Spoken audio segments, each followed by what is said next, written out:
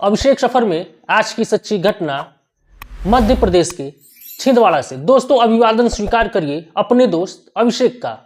दोस्तों दोपहर का समय था, एक महिला घर में अकेली थी और वे घर में अकेली रहने का पूरा मजा उठाना चाहती थी और वे अपने मोबाइल पर ब्लू फिल्म देख रही थी और ब्लू फिल्म देखने के चक्कर में वे इतनी काम वासना में लिप्त हो गई थी कि उसे याद ही नहीं था कि घर का दरवाजा भी बंद करना है और जो है घर के अंदर कोई आ सकता है। वे जो है घर के कमरे बंद किए बगैर अपने कमरे में बैठ करके ब्लू फिल्म देख रही थी और अपने कपड़े उतार करके वह कामों वासना के उच्च स्तर पर पहुंच चुकी थी और वे अश्लील तरीके से अश्लील हरकत कर रही थी और साथ साथ वीडियो भी देख रही थी। तभी उसके जो ससुर होते हैं वे जो है खेत गए हुए होते हैं, खेत से वे घर आते हैं और जैसे ही घर के अंदर आते हैं देखते हैं कि घर का दरवाजा खुला है और वे घर के अंदर आवाज तो लगाते हैं, लेकिन उसकी जो बहू होती है वे ब्लू फिल्म दिखने में इतनी मशगूल थी कि वे उसको अपने ससुर की आवाज ही सुनाई नहीं देती है। और जब ससुर घर के अंदर आते हैं और घर के सभी कमरों में ढूंढना शुरू कर देते हैं तो उसकी बहू कहीं दिखती नहीं है। तो वे एक कमरे में जा करके देखते हैं तो उसकी बहू जो होती है आपत्तिजनक स्थिति में नग्न अवस्था में ब्लू फिल्म देख रही थी और हस्त मैथुन कर रही थी। उसके बाद दोस्तों जैसे ही ससुर ने अपने बहू को आवाज दिया, वैसे ही ससुर ने बहू को आवाज दिया और जैसे बहू ने ससुर को देखा तो बहू ने ससुर को जाकर के कस के बाहों में पकड़ लिया। उसके बाद दोस्तों ससुर कह रहे थे कि तुम ये क्या मेरे साथ कर रही हो। उसके बाद दोस्तों वे महिला जो होती है वे कहती है कि आप मेरे साथ करिए, नहीं तो मैं किसी और को इस काम के लिए बुला लूंगी और आपकी इज्जत नहीं बचेगी। उसके बाद दोस्तों सास और बहू का एक ऐसा पवित्र रिश्ता होता है और उस पवित्र रिश्ते को बदनाम करने की बहू ने कहीं से भी कोई भी कसर नहीं छोड़ी थी। तो दोस्तों बेहद ही हैरान करने वाली सच्ची घटना मध्य प्रदेश के छिंदवाड़ा से है। दोस्तों कृपया वीडियो में अंत तक बने रहे। दोस्तों वीडियो में आगे बढ़ने से पहले आपसे छोटा सा और विनम्र अनुरोध है, कृपया आप वीडियो में अंत तक बने रहे। अगर दोस्तों हमारी इस वीडियो को आप YouTube पे देख रहे हैं तो कृपया वीडियो को लाइक करें, चैनल को सब्सक्राइब करें, साथ साथ बेल आइकन को पाना न भूलें ताकि जैसे ही हम वीडियो अपलोड करें सबसे पहले वीडियो का नोटिफिकेशन आप तक पहुंचता रहे। और दोस्तों हमारे अगर इस वीडियो को आप फेसबुक पेज पे देख रहे हैं तभी तो वीडियो को लाइक करें, पेज को फॉलो करें, साथ साथ वीडियो को शेयर करना न भूलें ताकि हमारा हौसला और भी बढ़ता रहे और हम आपके लिए इसी तरह से सच्ची घटनाओं पे आधारित वीडियो बना करके लाते रहे। तो दोस्तों देर न करते हुए आइए वापस लौटते हैं अपने वीडियो में। दोस्तों मध्य प्रदेश में एक जिला लगता है जिसका नाम छिंदवाड़ा होता है और छिंदवाड़ा जिले में एक स्थान लगता है जिसका नाम देवगढ़ होता है। देवगढ़ की रहने वाली मोनिका होती है जिसकी उम्र 30 साल होता है और मोनिका के पति जिसका नाम अंशु होता है, अंशु की उम्र 32 साल की होती है। दोनों की जिंदगी काफी अच्छे से गुजर बसर हो रही थी, काफी अच्छे से दोनों की जिंदगी चल रही थी। मोनिका की जो शारीरिक बनावट थी बेहद ही खूबसूरत थी और आकर्षित करने वाला जिस्म था। उसके बाद मोनिका का पति अंशु जो होता है उसके एक पिता होते हैं जिसका नाम राम सिंह होता है। राम सिंह जो होते हैं वे फौज से रिटायर एक सैनिक होते हैं और वे फौज से रिटायर होने के बाद घर पे आकर के 15 एकड़ के करीब उनकी खुद की जमीन थी और वे जमीन पर आकर के खेती किसानी का काम किया करते थे और फौज से पेंशन भी मिल जाती थी ताकि और उनकी जिंदगी काफी अच्छे से गुजर रही थी। अंशु की मां की मौत जब अंशु छोटा था तभी उसकी मौत हो जाती है। उसके बाद दोस्तों राम सिंह का बेटा अंशु और अंशु की बहू जो होती है मोनिका तीनों साथ में रहते थे और तीनों की जिंदगी काफी अच्छे से गुजर रही थी। तीनों की जिंदगी काफी अच्छे से गुजर बसर हो रही थी। और जो है दोस्तों, अंशु और मोनिका को कोई भी औलाद नहीं होती है। ये थोड़ी सी कमी इन दोनों की जिंदगी में खल रही थी। एक दिन राम सिंह अपने बेटे अंशु से कहता है कि अंशु, अब इस जमीन जायदाद और स्कूल का एक वारिस चाहिए, और तुम जो है बारिश ला करके हमको और हमारी इस खानदान को ला करके दो। उसके बाद दोस्तों अंशु पिताजी की बातें सुन लेता है। सुनने के बाद वह कुछ कहता नहीं है। 2-4 दिन बाद उसके पिता फिर कहते हैं कि अंशु, अगर बहू को बच्चा नहीं हो रहा है तो क्यों अंशु, बहू को बच्चा नहीं हो रहा है तो आजकल आधुनिक तरीके से बच्चा पैदा होते हैं, और तुम शहर चले जाओ और किसी अच्छे डॉक्टर से दिखाओ, आखिर में बात क्या है, बच्चा काहे नहीं हो रहा है। उसके बाद दोस्तों अगले ही दिन अंशु अपनी बहू मोनिका को लेकर के शहर जाता है। शहर जाने के बाद कई प्रकार के टेस्ट होते हैं। टेस्ट होने के बाद पता चलता है अंशु के अंदर पिता बनने के गुण मौजूद ही नहीं थे, इस कारण अंशु पिता नहीं बन पाएगा। दोस्तों उसके बाद अंशु आता है, रिपोर्ट अपने पिता को दिखाता है और कहता है कि पिताजी, मैं जो है बाप नहीं बन सकता हूं, कमी मेरे अंदर ही है, मोनिका के अंदर कोई भी कमी नहीं है। उसके बाद दोस्तों राम सिंह अंशु को और बहू को समझाते हैं और कहते हैं कि बेटा, ये सब जिंदगी में लगा रहता है, ईश्वर को जो मंजूर है वही होगा, हम और तुम चाह करके कुछ भी नहीं कर सकते हैं। उसके बाद दोस्तों अंशु और जो उसकी पत्नी मोनिका होती है, वे जो है किसी तरह से अपनी जिंदगी गुजार रहे थे, लेकिन अगल बगल पड़ोस के जो लोग हो रहे थे वे अंशु को नामर्द और उसकी पत्नी को बाज कह करके पुकारते थे।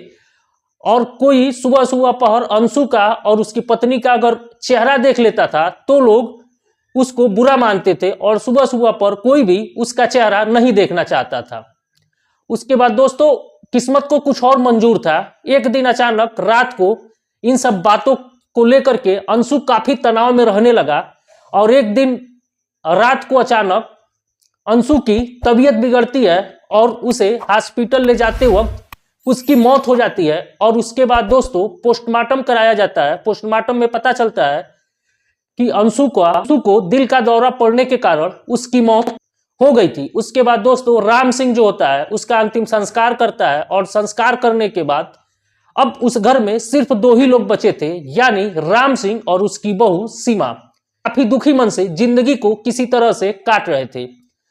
दोस्तों मोनिका की जो जिंदगी होती है वह दिन में तो गुजर जाती है, लेकिन उसकी रातें गुजरना भारी हो जाता है, चूंकि उसकी जवानी अपने उफान पे थी। उसके बाद दोस्तों क्या था, सोनिया को रात को ब्लू फिल्म देखने का धीरे धीरे लत लग जाता है, और सोनिया जैसे ही घर में अकेली रहती थी वे हमेशा ब्लू फिल्म ही देखना, सोनिया जब घर में अकेली रहती थी तो वे हमेशा ब्लू फिल्म हमेशा देखा करती थी, और उसी को देख करके अपने आप को समझाती थी।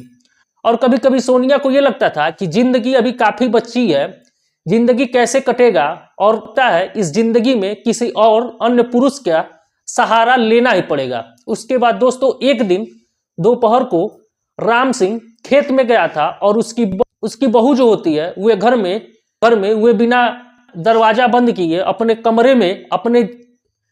कमरे में बैठ करके ब्लू फिल्म देख रही थी। तभी अचानक राम सिंह घर में आ जाते हैं, और वे देखते हैं बहू को आपत्तिजनक स्थिति में देख करके बहू से कहते हैं कि बहू, जैसे ही बहू को आवाज देते हैं, बहू को देख करके बहू भी शर्मा जाती है, राम सिंह भी शर्मा जाते हैं। दोनों उस दिन एक दूसरे से निगाह चुराते हुए रहते हैं, कोई एक दूसरे के सामने पड़ना नहीं चाहता था।